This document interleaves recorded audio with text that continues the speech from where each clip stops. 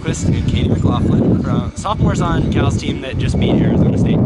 So explain the friendship that you two have in the sophomore class. I think our sophomore class has definitely gone through waves, but I think we're closer this year than ever.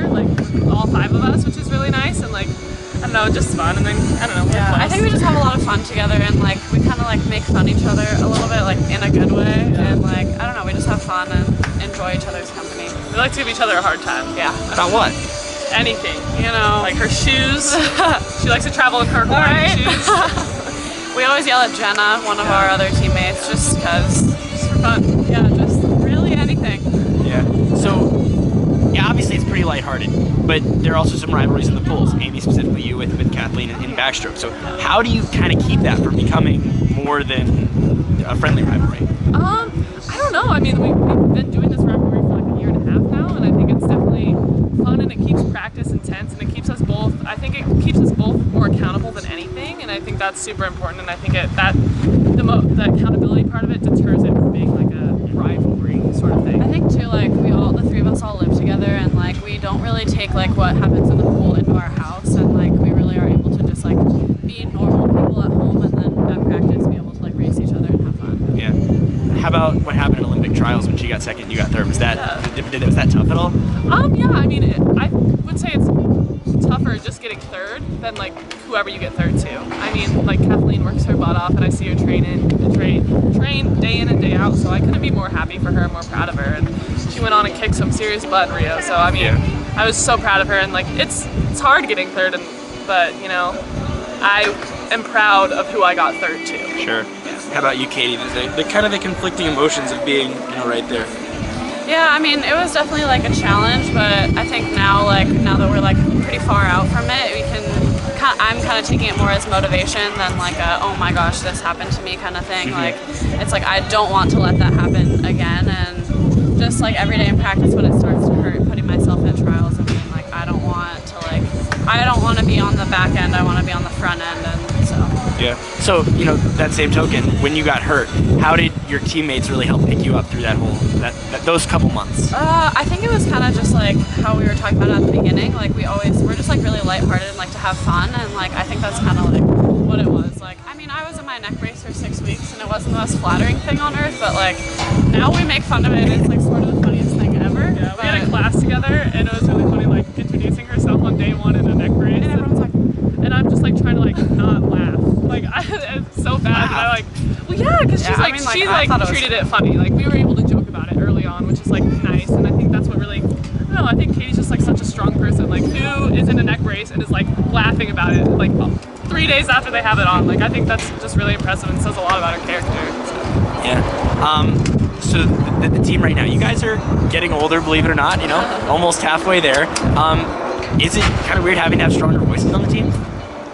It is, but I think it's just kind of our role as sophomores is to help the freshmen and kind of just not being followers but being more leaders, and I think it's just kind of a natural position for a sophomore. Yeah. And I think our class is really good at being leaders in the water as well, and not just voices of opinions. I think we really lead by example, and I think that's important and something our class brings to the table. Yeah.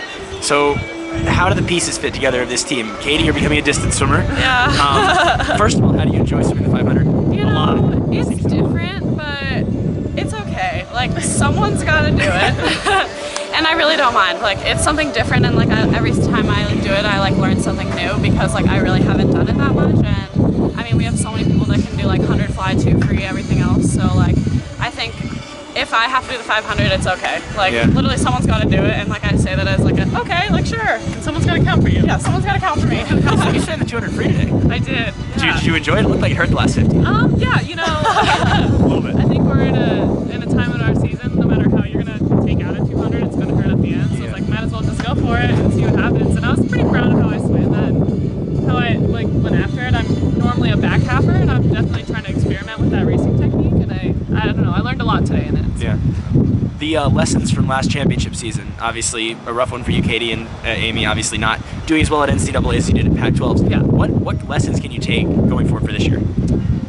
I think for me, it's just it was a lot of mentality. Going into NCs, I was sick before it, and I just really wanted to I was just thinking like, oh my gosh, I've been sick, and I think this year, like no matter what happens, I just want to go into NCs with a confidence that like whatever's going to happen is going to happen, and I'm going to try my best, and I'm going to do the best for this team, and I don't want to negatively influence the team in any way. So no matter how I swim, I'm going to try to be a positive like figure on the team. I think for me, like not being able to go to NCAAs and the swim really at the championship meets, it's kind of like, for me, this is like my first time to go, and like I'm gonna just like probably feel a lot more like excited to be there than I would have last year, and because like I mean going into the school year last year, I was like, oh, like making NCAAs won't be too much of a problem. That sounds bad, but like I think now like it's really like you have to earn your spot there, and I think it's really gonna be like a good experience that I can really enjoy my teammates and have fun with it, rather than being like I have to do this, I have to do that. This is what I did last year, and so I think it's kind of like a blessing in a way that I have no expectations like going in and like nothing really to compare it to. I think it added like perspective for Katie and like our class in general too. Like it was weird like Kathleen and I being there and Katie not being there, and I think it really makes us like not take for granted any meet. So I think it's going to be a different vibe this year, and I think it's going to be a lot of positive energy. So you guys thought about maybe what you could accomplish together, specifically that 800 free relay, probably going to be you two and Kathleen and maybe Abby. So has that kind of got you excited that the three of you beating on a relay together potentially? Yeah, that's really exciting. I mean, we're kind of taking it 1 week at a time, 1 day at a time. At least for me, I don't really like to think too far. And I mean, yeah, I mean it's definitely exciting. We have so many fast girls on this team. All of our relays are going to be great. So I mean, coming into Cal, I never thought I was going to be on the 8 free relay, so I think it's just different hearing it, and it gets me a little excited that I still feel like I have no expectation for that event, and I can just really go out and experiment with it, and experiment with my teammates. That's going to be fun. Championship season only less than 2 months away. Amy Bilquist, Katie McLaughlin, thanks guys, appreciate it. thank you.